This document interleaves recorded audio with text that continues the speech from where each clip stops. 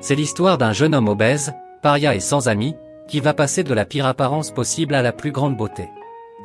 Grâce à une porte mystérieuse qui l'emmènera dans un monde magique qui lui donnera des pouvoirs spéciaux.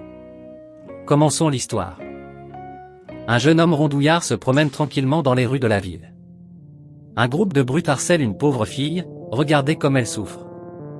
Le protagoniste de cette histoire ne peut pas le croire, il n'est pas possible de les laisser harceler cette pauvre femme, alors avec ses belles paroles, il essaie de persuader ces brutes. Les délinquants se moquent du gros homme qui leur parle et le frappe pour s'être immiscé dans des conversations qui ne le regardent pas. Tout est observé par cette fille. Peu après, la police arrive et les harceleurs s'enfuient. La femme harcelée le remercie de l'avoir sauvé, mais le protagoniste lui répond qu'il va bien et s'en va. En marchant, il se souvient des paroles de son grand-père, qui disait qu'il fallait toujours protéger les plus faibles, quelle que soit la situation. En arrivant chez lui, il se rend compte que même s'il fait de bonnes actions, sa vie ne va pas s'améliorer. C'était un gros garçon dans tous les sens du terme, il a été victime de brimades dès son plus jeune âge et, pire encore, sa famille le détestait.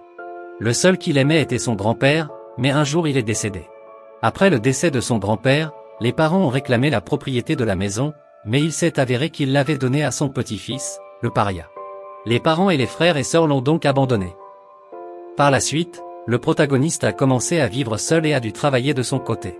Malgré tout, il a continué à étudier et n'a pas abandonné l'école, mais il était toujours victime de brimades et de harcèlement. Un jour, il n'a pas pu arriver à l'heure au travail, le patron ne l'aimait plus et l'a renvoyé. Le protagoniste est rentré chez lui et se rend compte que sa vie est misérable, il se regarde dans le miroir et se rend compte que son visage est horrible, tout était une injustice.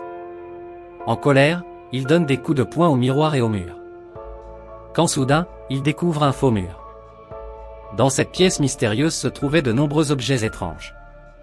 Le protagoniste se souvient que son grand-père voyage beaucoup dans le monde entier et qu'il a rapporté de nombreux objets de ses voyages.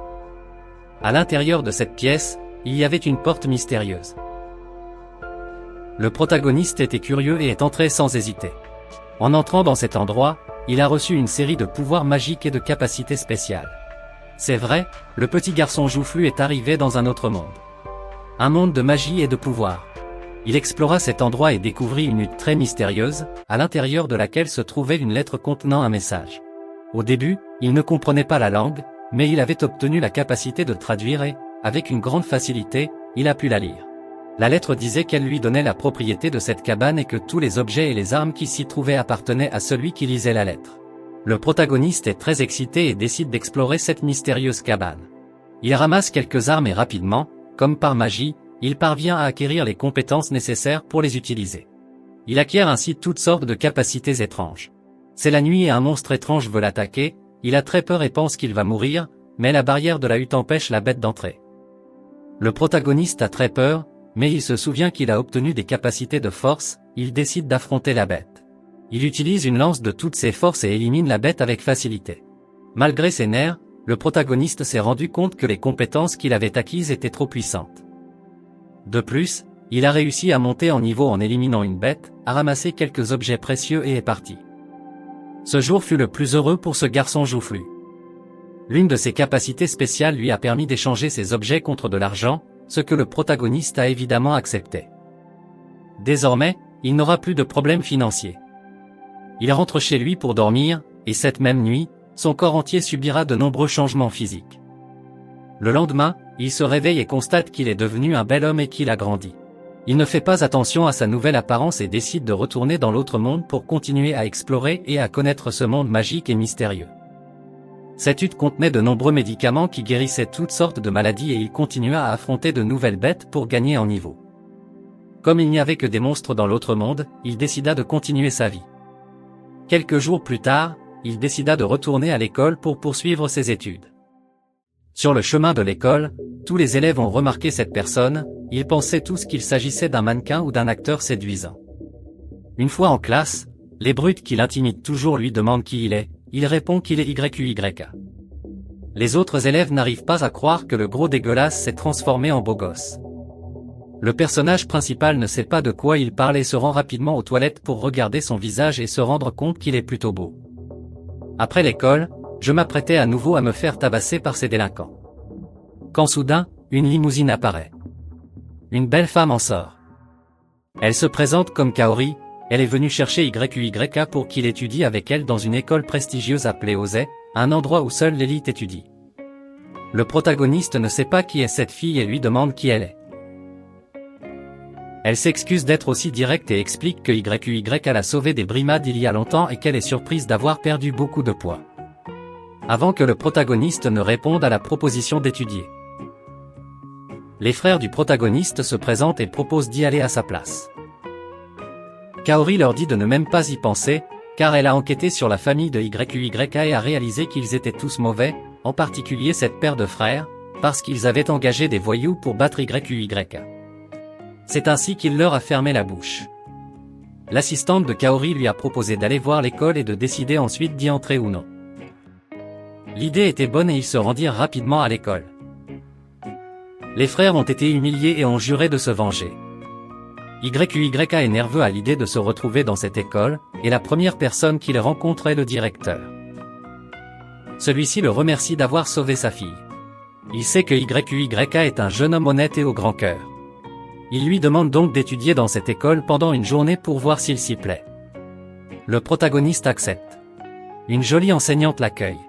En tant que nouveau venu, il craignait d'être mis à l'écart par ses enfants, mais c'est tout le contraire. Il le regarde d'un œil favorable. Pendant la journée, il a pu constater que tout était animé et divertissant ici. Pendant la pause, il s'est fait 2 amis avec lesquels il a commencé à bien s'entendre. La journée se termina rapidement, elle fut très divertissante pour YUYA. Une fois de plus, il rencontra le directeur. C'est avec un peu de nervosité que le protagoniste a accepté d'entrer dans cet institut. En quittant l'endroit, il rencontra Kaori, ils eurent une conversation et le personnage principal expliqua qu'à partir de maintenant ils étudieraient dans la même école, elle était très heureuse pour lui. Pour fêter cela, ils sont allés visiter la région, il s'agissait manifestement d'un rendez-vous. Sans s'en rendre compte, elle est tombée amoureuse de ce jeune homme. Ils se sont comportés comme un couple amoureux. Le protagoniste est rentré chez lui et sa vie a radicalement changé. Il avait désormais une meilleure tenue de combat et, aujourd'hui, il est retourné dans le monde magique pour devenir plus fort et s'adapter à ce monde. Au cours des combats, il s'est rendu compte que les monstres devenaient de plus en plus faibles, ou plutôt qu'ils devenaient de plus en plus forts. Il a décidé d'être un peu plus courageux et d'explorer la forêt, quand soudain il a entendu d'horribles cris venant de la forêt. Le protagoniste sait que ces voix sont celles d'humains, de nombreux soldats ayant été éliminés par des ors très puissants. Il voit bien que cette bête est beaucoup plus puissante que lui, mais il remarque qu'une belle femme est en danger, il décide donc d'affronter cette ORC, en commençant le combat.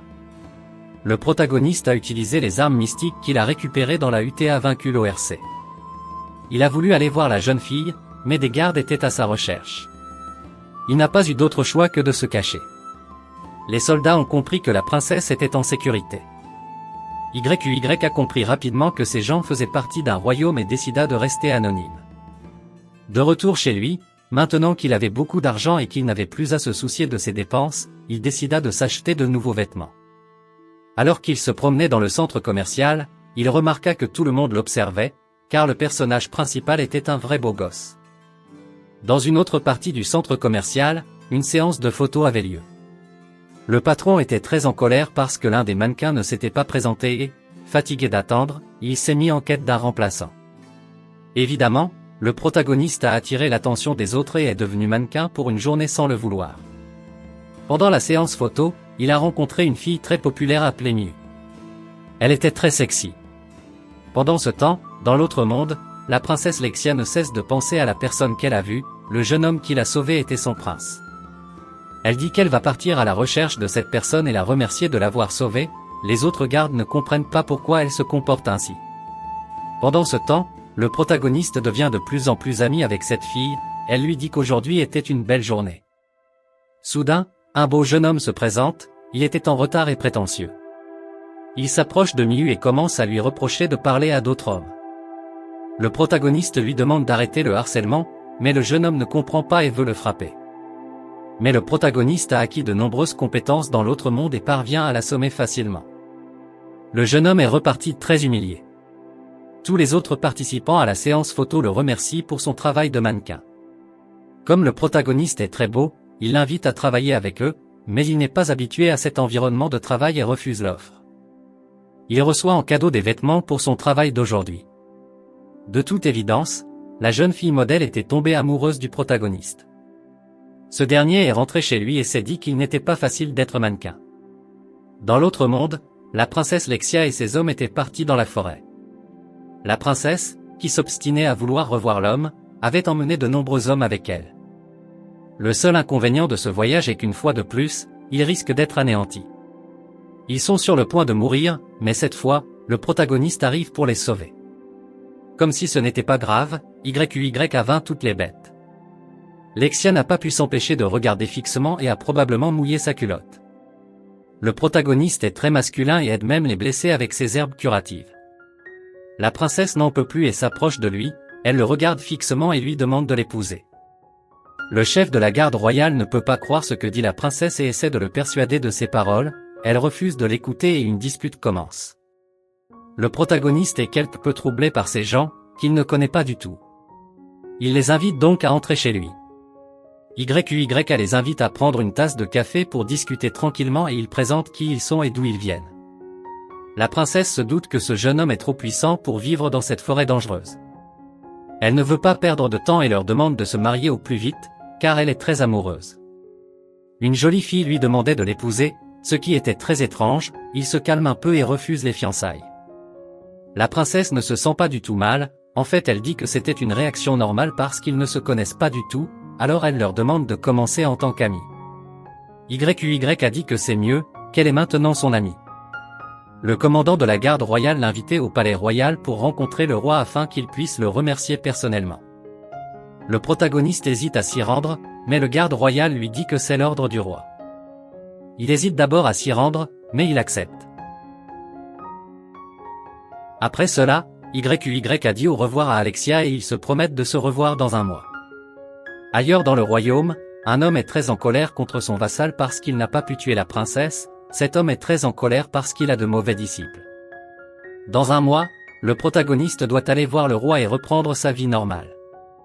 Il fait ce qu'il fait de mieux en tant que beau jeune homme. Désormais, il est un étudiant officiel de cet institut.